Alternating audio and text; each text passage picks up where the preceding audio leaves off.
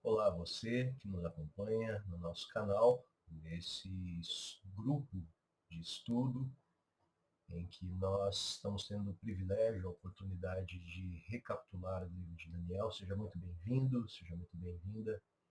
É com enorme prazer que nós vamos estudar hoje o livro de Daniel no capítulo 12, o último capítulo de Daniel, este que é um livro extremamente importante, com muitas histórias e também com muitas profecias. Se você, por um acaso, não pôde acompanhar o estudo dos últimos 11 capítulos, né, nós fizemos um vídeo para cada capítulo, estudando verso a verso o que o livro de Daniel tem a nos dizer, as profecias de Daniel têm a nos informar. Você tem a oportunidade de assistir esses vídeos através do nosso canal no YouTube. Antes de iniciarmos, eu gostaria de convidá-lo a fazer uma oração comigo, para que o Espírito Santo possa nos iluminar e a gente possa entender qual é o plano de Deus e a vontade de Deus para as nossas vidas através do capítulo 12 de Daniel. Curva sua frente. Querido Pai que estás nos céus, nós te somos gratos por tudo que tem feito por nós. Agora que vamos abrir a tua palavra, que o teu Santo Espírito realmente possa assumir o controle desse estudo, que a tua verdade seja mostrada aqui, que as revelações que foram dadas ao profeta Daniel, que elas cheguem até nós, que possamos entender qual é a tua vontade e o teu querer para as nossas vidas. Esteja conosco, nos acompanhe, nos guarde nesse estudo, é o que te pedimos, em nome de Jesus. Amém. Como nós pudemos ver nos nossos últimos estudos, em especial capítulo 10 e 11, foi possível perceber que o livro de Daniel ele é dividido em alguns blocos, né? E aí nós temos o capítulo 1, que é um contexto histórico, os capítulos, e é escrito também em hebraico, e aí nós vamos para o capítulo 2 ao capítulo 9, em especial, em que o texto é escrito em aramaico, e as profecias que estão ali retratadas são escritas em aramaico. Quando nós chegamos no capítulo 10, 11 e 12, nós estamos de novo na língua hebraica, com profecias relativas ao período histórico após Daniel, chegando até o que é chamado de tempo do fim, que é bem retratado em Daniel capítulo 11, verso 40. Né? Então, um período que é referente ao período exatamente que nós estamos vivendo. Se nós entendermos que os capítulos 10, 11 e 12 eles formam um bloco, então eles devem ser lidos em conjunto, né? Com a introdução, início acontecendo no capítulo 10, a profecia com maior intensidade aparecendo no capítulo 11 e o seu desfecho final aparecendo agora no capítulo 12. E eu convido que você abra sua Bíblia em Daniel capítulo 12, nós vamos começar pelo verso 1. E ele começa assim: nesse tempo, capítulo 12, verso 1. Nesse tempo. De que tempo será que nós estamos falando? O próprio título do capítulo, em algumas Bíblias, já retrata de que tempo nós estamos falando, mas se você olhar Daniel 11:40, diz assim: no tempo do fim, o rei do sul lutará com ele, e o rei do norte arremeterá contra ele com carros, cavaleiros e muitos navios, e assim por diante. Então, esse período que está sendo retratado no começo, agora do capítulo 12, é o tempo do fim. E nesse tempo se levantará Miguel. Nesse tempo se levantará Miguel. Se você voltar um pouquinho à sua Bíblia, no capítulo 7 de Daniel, capítulo 7 de Daniel, os versos 9, 10 e 13. Daniel 7, versos 9, 10 e 13 dizem assim: continuei olhando até que foram postos uns tronos. E o ancião de dias, que aqui nós entendemos como sendo o próprio Deus, o Pai, Deus Pai, se assentou. Sua veste era branca como a neve, e os cabelos da cabeça como a pura lã. O seu trono eram chamas de fogo e as suas rodas eram fogo ardente. Verso 10. Um rio de fogo emanava e saía de diante dele. Milhares de milhares o serviam e miríades de miríades estavam diante dele. Assentou-se o tribunal e se abriram os livros. Aqui nós vemos uma cena clara de julgamento. Né? Agora, verso 13. E eu estava olhando nas minhas visões da noite, e eis que vinha com as nuvens do céu, um como o filho do homem, e dirigiu-se ao ancião de dias e o fizeram chegar até ele. Esse filho do homem é retratado na Bíblia como sendo o próprio Jesus. Né? E nós entendemos que esse Miguel que aparece aqui é o mesmo, é a mesma referência que é dada a esse filho do homem. Então, nós estamos falando do mesmo personagem.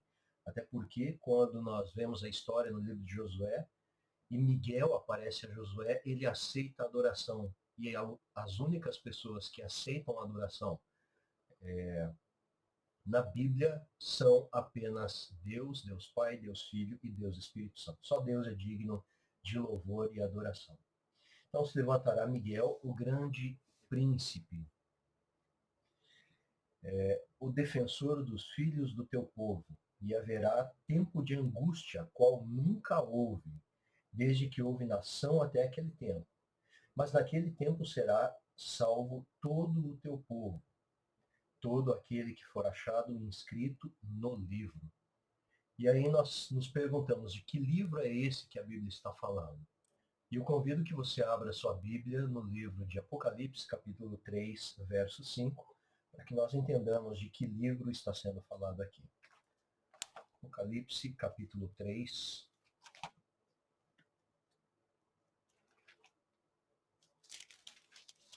Capítulo 3, verso 5 diz assim: O vencedor será assim vestido de vestiduras brancas, e de modo nenhum apagarei o seu nome do livro da vida.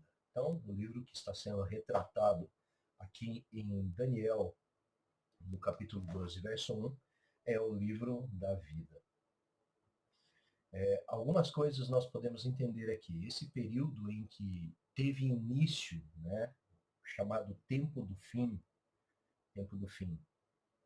ele é retratado no que acontece, nós já estudamos sobre isso na profecia das 2.300 tardes e manhãs, com o que aconteceu em 22 de outubro de 1844. Muito embora o tempo do fim possa ser interpretado como 1798, início de 1798, né, nós entendemos aqui que em 22 de outubro de 1844, Jesus ele saiu do lugar santo e foi para o lugar santíssimo, dando início a esse julgamento que nós vimos ali acontecendo no capítulo 7. E o fim desse julgamento só irá acontecer quando Jesus sair do lugar santíssimo, e então acontecerá o que está retratado para nós em Apocalipse capítulo 15, verso 8, e eu convido que você abra sua Bíblia em Apocalipse capítulo 15, verso 8, e nós vamos entender o que o apóstolo João nos retrata no seu livro, Apocalipse capítulo 15 e o verso 8. E lá diz assim: o santuário se encheu de fumaça, procedente da glória de Deus e do seu poder, e ninguém podia penetrar no santuário, enquanto não se cumprissem os 7 flagelos dos 7 anjos.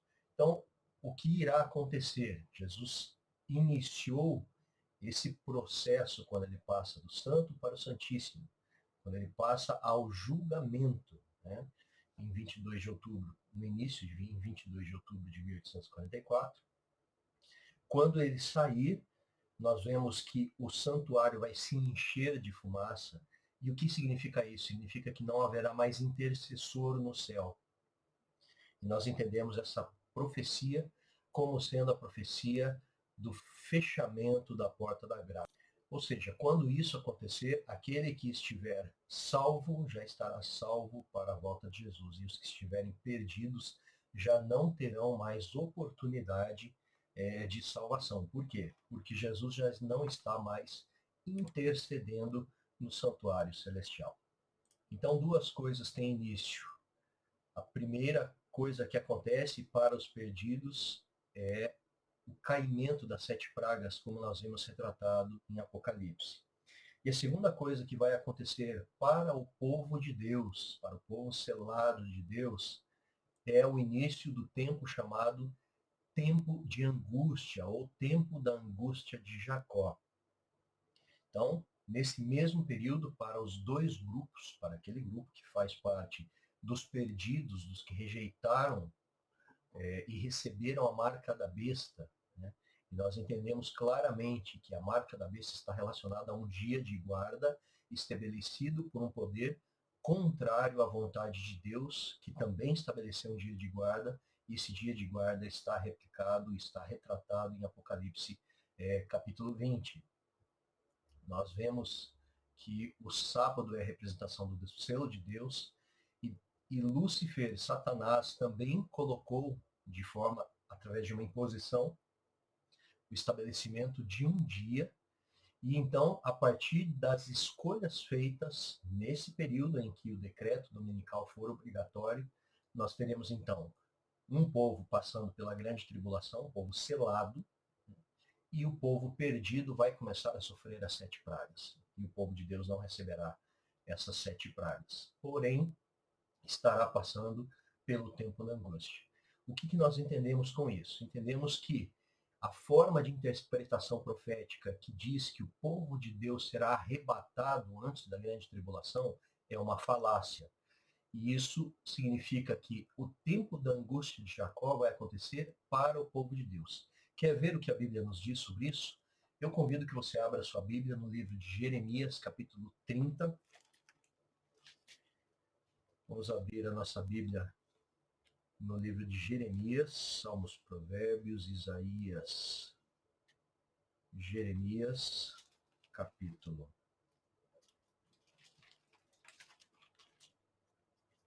Jeremias, capítulo 30, a partir do verso 5, diz assim: Assim diz o Senhor, ouvimos uma voz de tremor e de temor, e não de paz. Perguntai, pois, e vede se acaso um homem tem dores de parto? Por que vejo, pois, a cada homem com as mãos na cintura, como a que está dando à luz? E por que se tornaram pálidos todos os rostos? Verso 7. Ah, grande é aquele dia, e não há outro semelhante. É tempo da angústia de Jacó. Ele, porém, será livre dela. Quem que será livre dela? O povo que está sendo selado pelo selo de Deus, que recebeu e aceitou o sábado bíblico. Então nós conseguimos entender que o povo de Deus será livrado através da grande tribulação e não da grande tribulação. Vamos então para agora Daniel, verso 2. Muitos dos que dormem no pó da terra ressuscitarão, uns para a vida eterna e outros para a vergonha e horror eterno. E aí eu faço uma pergunta a você. A Bíblia retrata 3 aparecimentos de Jesus, apenas 3 aparecimentos de Jesus.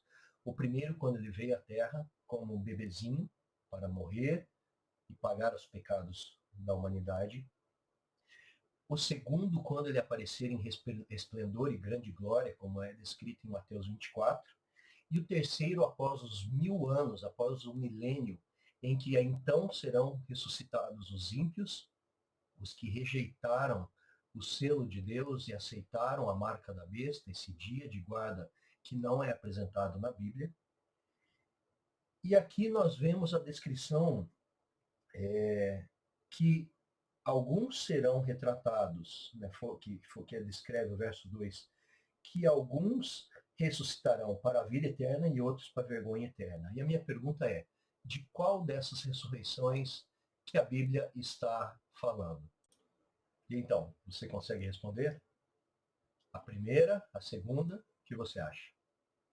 Na realidade, não está se falando nem da primeira vinda de Jesus, a segunda vinda de Jesus, uma vez que nós consideramos a primeira quando ele veio como um bebezinho, mas a segunda que ele virá com poder e grande glória. E não será nem a segunda e nem a terceira. Nós estamos falando aqui de uma ressurreição especial. Por que que a Bíblia nos retrata que nós estamos falando de uma ressurreição especial? Porque nós entendemos que quando Jesus voltar a segunda vez, apenas os salvos serão ressuscitados. Quando ele vier com poder e grande glória, apenas os salvos serão ressuscitados. Já quando Jesus voltar pela terceira vez, após os 1000 anos, em que os ímpios estarão no pó da terra e Satanás estará preso nessa terra, apenas os ímpios serão ressuscitados. Né? O povo santo já está no céu com Jesus, já passou um milênio, e aí Jesus retorna à terra para a sentença final aos ímpios que rejeitaram a palavra de Deus. Né? Então, essa ressurreição especial, ela antecede a segunda vinda de Jesus. E nós entendemos isso por quê? Porque nela ressuscitarão alguns para a vida eterna e outros para a vergonha eterna.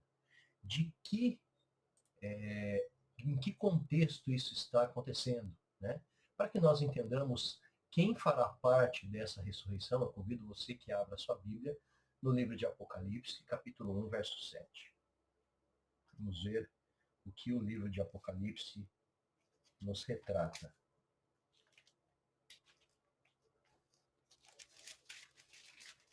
Apocalipse, capítulo 1, verso 7, diz assim: E eis que vem com as nuvens, e todo olho o verá, até quantos o traspassaram.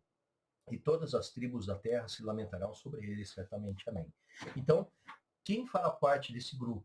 Primeiro, nós já percebemos que é o grupo daqueles que transpassaram Jesus, ou seja, os soldados romanos que crucificaram Jesus, eles serão ressuscitados para ver Jesus aparecendo no céu em poder e grande glória. O segundo grupo que aparece descrito na Bíblia como o grupo que vai fazer parte dessa ressurreição especial é o grupo que aparece no livro de Mateus. Abra sua Bíblia, no Evangelho de Mateus, no capítulo 26. Capítulo 26, no verso 64. E ali nós poderemos ver qual é o segundo grupo que fará parte dessa ressurreição especial. E assim nos diz o verso 64 de Mateus 26, que diz assim: Respondeu-lhe Jesus: Tu o disseste. Entretanto, eu vos declaro que desde agora vereis o Filho do Homem assentado à direita do Todo-Poderoso e vindo sobre as nuvens do céu. Então, o segundo grupo que fará parte dessa ressurreição especial foram aqueles que julgaram a Jesus, os sumos sacerdotes judeus e assim também Pilatos e outros que participaram do juízo que condenou à morte o Filho de Deus. Então aí nós podemos ver agora quais grupos participarão da ressurreição para a vergonha e horror eterno. Mas e sobre aqueles que participarão da ressurreição para a vida eterna, que o verso 2 do capítulo 12 de Daniel nos descreve? Quem são esse grupo? A Bíblia não traz uma luz especial sobre quem são essas pessoas em especial, mas o Espírito de Profecia, através da profetisa Ellen White, nos dá alguma luz, nos traz alguma luz. E ela diz que ressuscitarão para a vida eterna todos os que morreram na proclamação da fé do terceiro anjo. E aí a gente pode entender duas possibilidades. A primeira possibilidade é aqueles que morreram até o período de 1844, em que foi proclamada essa fé do terceiro anjo, ou aqueles que morrerão ali próximo ao decreto dominical, né, que morreram na proclamação da fé do terceiro anjo. Então, essas duas possibilidades podem ser interpretadas. Quando essa profecia se cumprir, nós saberemos aí com toda certeza quais grupos serão esses que serão ressuscitados para a vida eterna, como destaca o verso 2 de Daniel 12. Quando nós vamos para o verso 3 de Daniel 12, diz assim: os que forem sábios, pois resplandecerão como o fulgor do firmamento, e os que a muitos conduzirem à justiça, como as estrelas, sempre e eternamente. Então, aqui nós percebemos que haverá um brilho, uma luz especial para aqueles que estiverem proclamando a palavra de Deus e conduzirem outros a conhecer também essa luz, essa verdade que é apresentada aqui no livro de Daniel e também é apresentada no livro de Apocalipse, relativa à volta de Jesus. E, queridos, nós entendemos que não há espaço para espectadores nesse processo. Se você está recebendo essa mensagem, você deve compartilhar com outras pessoas também, pois é o que diz o verso 3, né? Você resplandecerá com o fulgor do firmamento se você conduzir muitos à justiça. Então, esse é o convite que Deus nos faz para que nós possamos levar outras pessoas também a conhecerem a verdade de Deus. Quando nós vamos para o verso 4, diz assim: tu, porém, Daniel, encerra as palavras e sela o livro até o tempo do fim. Muitos o esquadrinharão e o saber se multiplicará. Então, de uma forma misericordiosa, Deus acalmou Daniel, né, após dar para ele tanta informação que ele não entendia, porque as revelações dadas a Daniel, elas têm início no período em que Daniel vive, mas elas vão até o fim dos tempos, até a volta de Jesus e ainda até depois dos 1000 anos, né? Então, com uma forma de misericórdia, a mensagem acalma Daniel para que ele não se desespere tentando entender esses assuntos que estão relativos apenas ao tempo do fim. E ali, quando nós vemos, né, muitos o esquadrinharão e o saber se multiplicará, nós podemos entender isso de duas formas. A primeira forma é que esse esquadrinhamento ele seria relacionado à interpretação dessas profecias que estavam com uma dificuldade de compreensão naquela época, né? Mas no tempo do fim, essas profecias elas se fariam claras, e nós entendemos o tempo do fim, né? O período iniciado a partir de 1798, passando por 1844 também. Então tem a ver tanto com a compreensão das profecias de Daniel, como também nós entendemos que seria a multiplicação da própria ciência. E nós somos testemunhas vivas, né, do quanto a ciência se multiplicou, como a tecnologia evoluiu. Então, é possível aplicar essa interpretação das duas formas. Mas, por que o livro foi selado e de que livro está sendo falado, né? Quando nós vamos para o livro de Apocalipse, capítulo 5, nós vemos ali a descrição de um livro selado que ninguém tinha a autoridade de abri-lo, e João chorava muito, né? Porque se esse livro não fosse aberto, o povo de Deus não receberia a sua recompensa. Então, no capítulo 5, nós vemos que o leão da tribo de Judá, ele recebe a autoridade, né? Ele tem o poder e a capacidade de retirar os selos. E esse livro retratado em Apocalipse, capítulo 5, é o mesmo que está sendo selado aqui para Daniel. Então, Apocalipse abre, né? Ali descreve o momento em que o livro de Daniel é aberto, que os selos que Daniel ali coloca, né? Que Deus coloca no livro e pede para que Daniel cele, eles são então abertos em Apocalipse capítulo 5. E aí muitos entenderão, né? Proteção ali para a mensagem até ali. Por que seria revelado a partir desse período, né? Porque nós estamos falando em que um período, 538 até 1798, em que havia a supremacia papal e uma tremenda perseguição à distribuição da palavra de Deus, as Bíblias eram apreendidas, as pessoas eram mortas. Então, como uma forma de proteção, a mensagem seria aberta após o fim ali do período de supremacia papal que terminou em 1798, né? Então, o que surgem ali? Também surgem as sociedades bíblicas a partir desse período. Então, a interpretação dessas profecias, elas começam a se tornar muito mais facilitadas. Muito bem, vamos agora para Daniel, versos 5 e 6. E diz assim: Então eu, Daniel, olhei, e eis que estavam em pé outros dois, um de um lado do rio, o outro do outro lado. Então, dois personagens aqui. Um deles disse ao homem vestido de linho, que estava sobre as águas do rio: Quando se cumprirão essas maravilhas? Então, descreve de um lado do rio um personagem e de outro lado do rio o outro personagem vestido de linho.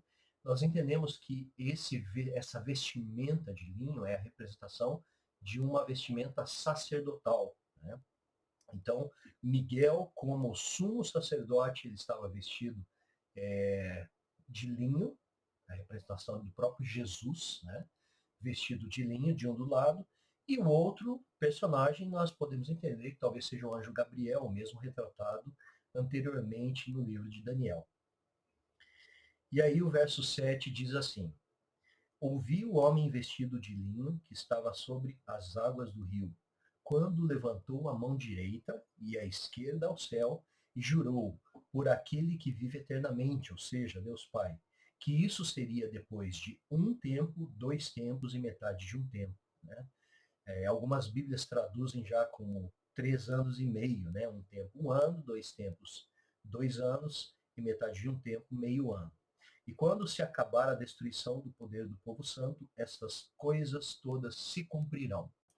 Então Miguel nos retrata que esses eventos descritos como relacionados com o tempo do fim, eles aconteceriam após o encerramento do poder da supremacia papal, quando nós vemos descrito esse período, né, 3 anos e meio, um período que profeticamente, como nós já estudamos sobre isso, ele aconteceu entre 538 depois de Cristo e o ano 1798. Então, o que aconteceu em 1798? O general Alexandre Louis Berthier, ele prendeu o Papa Pio VI, aprisionou o Papa Pio VI, né, e tirou ali o domínio, a supremacia papal, que é descrito tão claramente ali no livro de Daniel e também no livro de Apocalipse. Então nós podemos ver, e diz ali, quando se acabar a destruição do poder do povo santo, né, o poder que está perseguindo, né, que é relativo ao período da Idade Média, Idade Escura, em que muitos cristãos foram mortos por esse poder católico romano, então essas coisas do tempo do fim, elas teriam início, né? Então fica muito claro que nós devemos colocar esse período descrito aqui no momento correto, depois de 1798. Vamos então para os versos 8 e 9, diz assim: Eu ouvi, porém não entendi. Daniel falando. Então eu disse: Meu senhor, qual será o fim destas coisas? Verso 9. Ele respondeu: Vai, Daniel, porque estas palavras estão encerradas e seladas até ao tempo do fim. Então, nós vamos agora para o verso 10, diz assim: Muitos serão purificados, embranquecidos e provados. Então, veja, após o tempo do fim, aqueles que serão purificados e embranquecidos, eles passarão pelo período da grande tribulação. Contrário ao que diz aí a forma de interpretação dispensacionalista, né, que diz que o povo de Deus será arrebatado. Aqui a palavra de Deus diz que muitos serão purificados, embranquecidos e provados depois do tempo do fim, né? Então não está falando do período da Idade Média, e sim do fim dos tempos, né? Então nós precisamos olhar com muito cuidado o que a palavra de Deus nos diz, para que nós não caiamos em algumas falácias que vêm sendo pregadas aí com tanta ênfase nos dias atuais, né? E vale lembrar que esta forma de interpretação profética é a mesma que foi adotada por todo o período, desde a época apostólica até o período em que os pré-reformadores e reformadores deram seus testemunhos, né? Então, não existia nenhuma dessas formas de interpretação alternativas. Era apenas historicista e não existia nenhuma menção a arrebatamento secreto. E seria, talvez, muita ingenuidade achar que Deus deixaria esse período todo, né, de interpretação oculto aos servos de Deus e revelaria apenas depois desse período, né, período dos reformadores e pré-reformadores. E aí continua dizendo, mas os perversos procederão perversamente e nenhum deles entenderá, mas os sábios entenderão. Então, se você está entendendo a palavra de Deus, a Bíblia diz que você é sábio, né? Essa é a característica apresentada aos que buscam a palavra de Deus, buscam entender com sinceridade de coração, clamando ao Espírito Santo que a verdade seja revelada. E para esse povo de Deus, descrito que seria purificado e embranquecido, a Bíblia nos dá algumas dicas sobre quem eles são, característica dos escolhidos, né? E eu convido que você abra a sua Bíblia no livro de Hebreus, mais para o fim da Bíblia. Livro de Hebreus, no capítulo 11, versos 37 e 38. E ali diz assim: foram apedrejados, provados, cerrados pelo meio, mortos a fio de espada, andaram peregrinos, vestidos de pele de ovelhas e de cabras, necessitados, afligidos, maltratados. Verso 38. Homens dos quais o mundo não era digno, errantes pelos desertos, pelos montes, pelas covas, pelos antros da terra. Então, a Bíblia nos decreta, nos declara que esse povo de Deus, né, ele passaria por tribulações. Então, não existe uma libertação. Quando você vai para Apocalipse 12, 11, Apocalipse capítulo 12, verso 11, diz assim: eles, pois, o venceram por causa do sangue do Cordeiro e por causa da palavra do testemunho que deram. E, mesmo em face da morte, não amaram a própria vida. Queridos, o povo de Deus, ele passará pela grande tribulação aqui na terra, mas será salvo, será liberto pelos poderosos anjos de Deus. É isso que a palavra de Deus nos diz. Quando nós vamos agora para o verso 11 de Daniel, capítulo 12, diz assim: depois do tempo em que o sacrifício diário for tirado e posta a abominação desoladora, haverá ainda 1290 dias. A Igreja Adventista oficialmente interpreta esse período como sendo o período que vai de 538 até 1798. Então, essa é a interpretação oficial da Igreja Adventista. Mas existe uma interpretação alternativa que ela diz que esse período, né, de 1290 dias, ela tem uma segunda aplicação, teria uma segunda aplicação. E aqui seria uma aplicação literal, ou seja, seriam 1290 dias literais, e não os 1290 anos que são interpretados anteriormente, nos capítulos anteriores de Daniel. Na versão oficial, esse período de 1290 seriam 1290 anos, a versão aceita oficialmente pela Igreja Adventista, né, que representaria a queda papal. E, para isso, atribui-se o início desse período, né, o ano 538, à conversão de Clovis. Quem era Clovis? Clovis era o rei dos francos, e isso teria acontecido no ano 508, no período depois de Cristo. Mas existem relatos históricos que dizem que o batismo de Clovis aconteceu, na realidade, no ano 496, e não no ano 508. Né?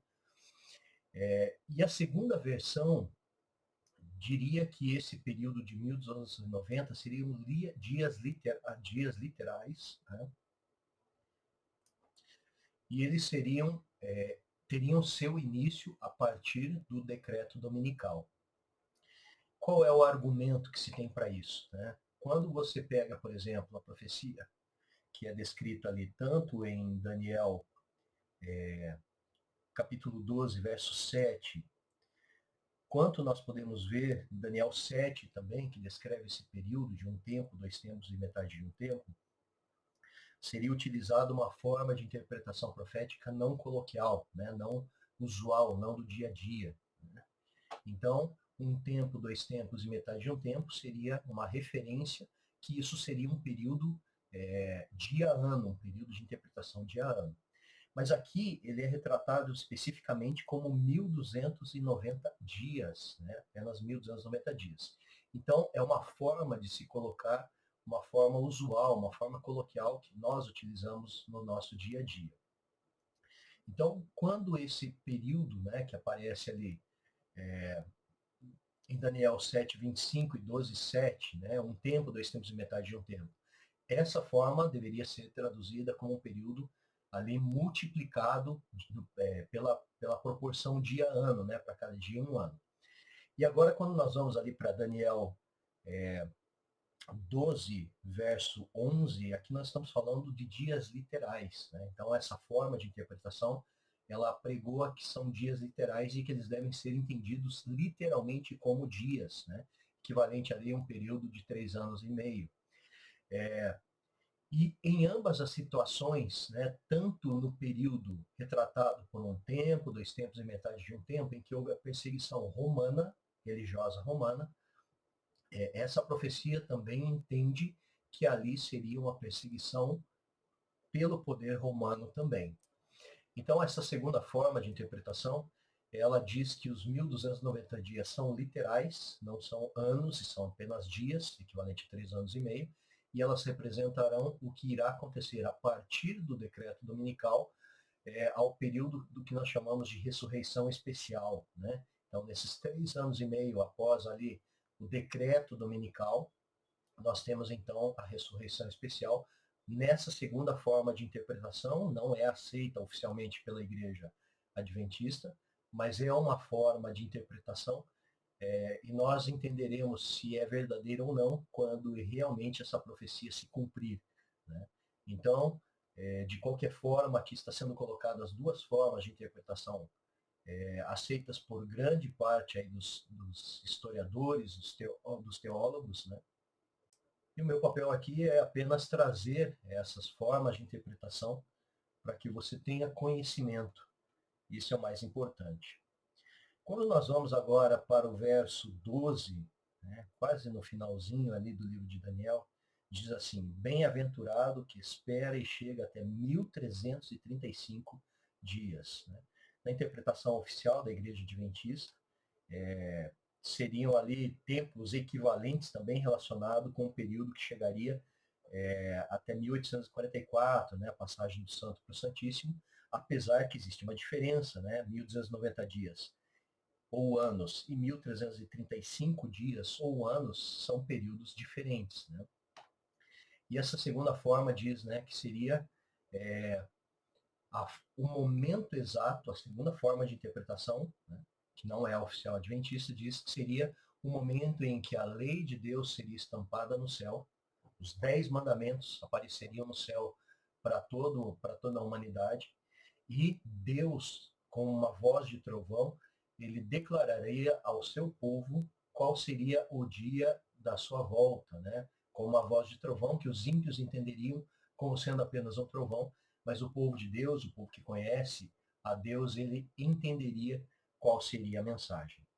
E finalmente nós chegamos ao verso 13 de Daniel, o último verso, e diz assim: Tu, porém, segue o teu caminho até o fim, Daniel, pois descansarás, e ao fim dos dias te levantarás para receber a tua. De que herança a Bíblia está falando, né? A promessa para Daniel. A herança é que ao fim dos dias ele seria ressuscitado. E eu fico imaginando qual surpresa Daniel terá ao conhecer a multidão de salvos que serão salvos porque esquadrinharam as profecias que foram reveladas a Daniel. quão feliz Daniel ficará, primeiro ao receber ali a sua coroa da vitória, mas também ao ver quantas pessoas, né, entregaram sua vida, aceitaram a mensagem, entenderam o que iria acontecer na história, para que então Jesus pudesse voltar e levar o seu povo ao céu, os seus escolhidos ao céu. Queridos, aqui nós encerramos o estudo do livro de Daniel. Espero que tenha sido uma bênção para você, como foi para mim, poder aprender a palavra de Deus, entender verso a verso, né, o que o livro de Daniel nos retrata, muito embora nós não tenhamos todas as respostas, mas nós temos o suficiente para entender qual é a vontade de Deus para nós e como nós devemos nos preparar. Tome muito cuidado com o que está sendo pregado hoje em dia, verdades que não são bíblicas, que não têm apoio bíblico, e busque na palavra de Deus sabedoria, que o Espírito Santo possa te iluminar, clame a Deus por isso, para que então você esteja preparado naquele breve dia da volta de Jesus. Que Deus te abençoe. Nós teremos outros estudos à frente, mas que esse estudo do livro de Daniel tenha sido uma bênção na sua vida. Deus te abençoe e até o nosso próximo encontro.